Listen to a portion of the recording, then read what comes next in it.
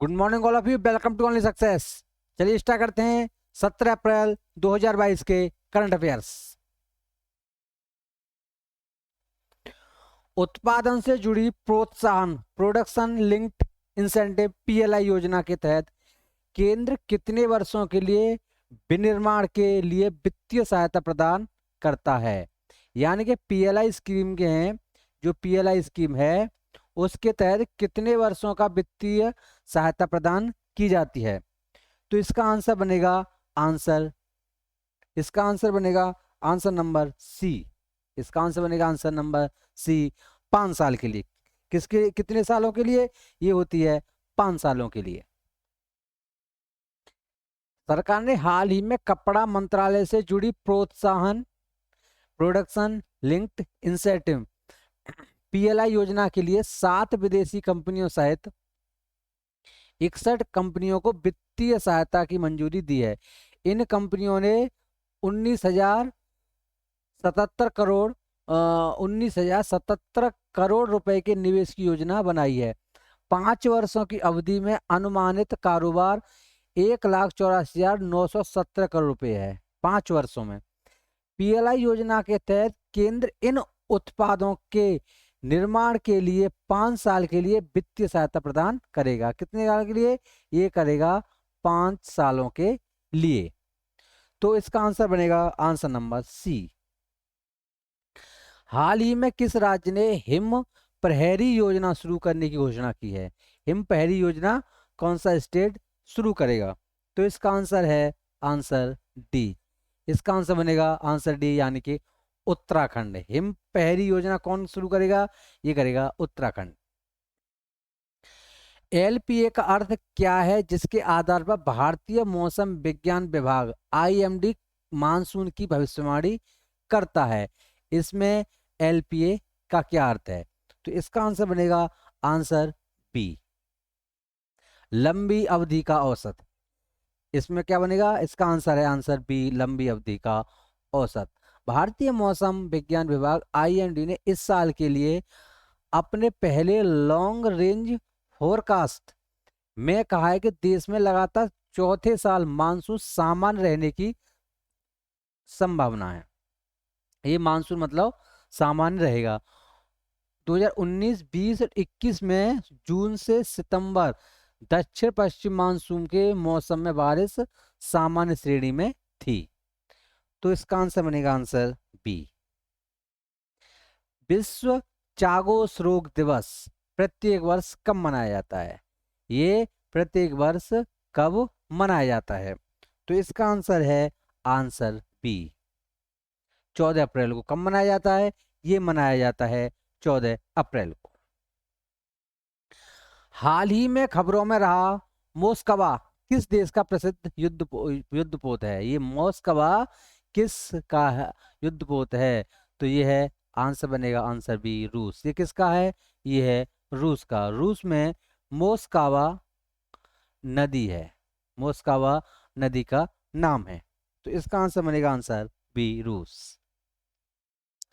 रूस की सैन्य शक्ति का प्रतीक 510 क्रू मिसाइल क्रूजर मोस्कवा को यूक्रेन की मिसाइलों ने नष्ट कर दिया। यूक्रेन की मिसाइलों ने नष्ट कर दिया है। रूसी सैन्य सूत्रों के अनुसार यूक्रेन पर सैनिक हमले का नेतृत्व कर रहा युद्धपोत एक विस्फोटक से क्षतिग्रस्त हो गया और आग लगने के बाद ये डूब गया। 12,490 टन वजनी यह पोत द्वितीय विश्व युद्ध के बाद से डूबने वाला सबसे बड़ा रूसी युद्धपोत है। तो इसका आंसर बनेगा आंसर सी। इसका आंसर क्या बनेगा? इसका आंसर बनेगा आंसर बी, रूस। निम्नलिखित में से कौन सा क्षेत्र आरबीआई के प्राथमिकता क्षेत्र ऋण में शामिल नहीं है? यानी कि आरबीआई, यदि आप लोन लेने गए तो आरबीआई में प्राथमिकता वाले क्षेत्र हैं, यानी आरबीआई जो आपको लोन देगा उसमें ये नहीं है। तो इसका आंसर है आंसर सी, इलेक्ट्रिक वाहन। इलेक्ट्रिक वाहन यदि 4 लोग गए, 4 में से 3 लोग सूक्ष्म ऋण, निर्यात के ऋण और नवीनीकरण पर ऋण मिल रहा है, तो इलेक्ट्रिक वाहन पर ऋण नहीं मिलेगा क्योंकि ये उसमें प्राथमिकता क्षेत्र में नहीं आता है। तो इसका आंसर बनेगा आंसर सी। प्राथमिकता क्षेत्र के अंदर कौन कौन से आते हैं? ये है कृषि, एमएसएमई, निर्यात क्रेडिट, शिक्षा, आवास, सामाजिक बुनियादी ढांचे, नवीकरणीय ऊर्जा और अन्य। तो इसमें यानी कि ईवी इलेक्ट्रिक व्हीकल नहीं है। निम्नलिखित में से कौन सा संगठन अंतरराष्ट्रीय बौद्धिक संपदा सूचकांक जारी करता है? इसमें अंतरराष्ट्रीय बौद्धिक संपदा सूचकांक कौन जारी करता है? तो इसका आंसर है answer C, US chambers of commerce. कौन करता है? US chambers of commerce. अंतरराष्ट्रीय बौद्धिक संपदा सूचकांक एक वार्षिक रिपोर्ट है जिसे यूएस चैम्बर्स ऑफ कॉमर्स द्वारा प्रकाशित किया जाता है। तो इसका आंसर बनेगा इसका सी। हाल ही में सुर्खियों में रहे राष्ट्रीय ग्राम स्वराज अभियान के अंतर्गत निम्नलिखित में कौन से कार्यक्रम शामिल हैं? ये राष्ट्रीय ग्राम स्वराज अभियान में इसमें कौन कौन से कार्यक्रम शामिल हैं? राष्ट्रीय तकनीकी सहायता योजना, ई पंचायत पर मिशन आधारित परियोजना, पंचायती राज संस्थाओं का क्षमता निर्माण और प्रशिक्षण, पंचायती राज को संस्थागत मार्गदर्शन। तो इसका आंसर क्या है? तो इसका आंसर बनेगा आंसर डी। इसका आंसर बनेगा आंसर डी, यानी कि ये चारों करेक्ट हैं, ये चारों ही ये हैं करेक्ट। तो इसका आंसर बनेगा आंसर डी। राष्ट्रीय ग्राम स्वराज अभियान की घोषणा 1 अप्रैल 2018 को की गई थी। इसकी घोषणा कब हुई थी? 1 अप्रैल 2018 को। प्रधानमंत्री की अध्यक्षता में मंत्रिमंडल की आर्थिक कार्य समिति ने बीते 13 अप्रैल को राष्ट्रीय ग्राम स्वराज अभियान को संशोधित केंद्र प्रायोजित योजना को जारी रखने की स्वीकृति दी है, यानी कि अब ये योजना जारी रहेगी। कब तक? यह योजना 1 अप्रैल 2022 से 31 मार्च 2026 तक जारी रहेगी। कब तक? 1 अप्रैल 2022 से 31 मार्च 2026 तक ये जारी रहेगी। इसका आंसर डी। जैन धर्म के अनुसार निम्नलिखित में से मोक्ष की अवस्था के समकक्ष किसे माना जाता है? यानी कि ये माना जाता है कि मोक्ष इक्विवेलेंट है। यह आंसर है सी, कैवल्य के। यह है आंसर बनेगा इसका सी, कैवल्य। बीते 14 अप्रैल को 24वें अंतिम जैन तीर्थंकर भगवान महावीर की जयंती देश भर में धार्मिक श्रद्धा के साथ मनाई गई। ठीक है। भगवान महावीर स्वामी का जन्म 599 ईसा पूर्व में बिहार के कुंडलपुर के राजघराने में हुआ था। ठीक है। इनके माता का नाम त्रिशला और पिता सिद्धार्थ थे। माता कौन थी? त्रिशला। और पिता कौन थे? सिद्धार्थ। भगवान महावीर के बचपन का नाम वर्धमान था। भगवान महावीर के बचपन का नाम क्या था? वर्धमान था। 30 वर्ष की आयु में घर छोड़कर 12 साल कठोर तप करके केवल ज्ञान प्राप्त किया था। क्या? ये केवल ज्ञान प्राप्त किया था और वह तीर्थंकर कहलाए। केवल मोक्ष या समाधि की एक अवस्था होती है। केवल ज्ञान मोक्ष या समाधि की एक अवस्था होती है। तो इसका आंसर बनेगा आंसर डी। इसका बनेगा आंसर सी, केवल। हाल ही में सुर्खियों में रहे राष्ट्रीय कृषि बाजार ई नाम पोर्टल के संबंध में निम्नलिखित में कौन सा कथन सत्य है? इसमें से कौन सा कथन आपको सत्य लग रहा है? इस पोर्टल की शुरुआत अप्रैल 2012 में की गई थी। यह पूरी तरह से भारत सरकार द्वारा वित्त पोषित है। इसे क्रियान्वित करने का काम लघु किसान कृषि व्यापार संघ कर रहा है। इसमें से कौन सा सही है? इसका आंसर है आंसर सी, ये गलत है। इसमें 2 और 3 सही हैं। इसका आंसर है आंसर सी।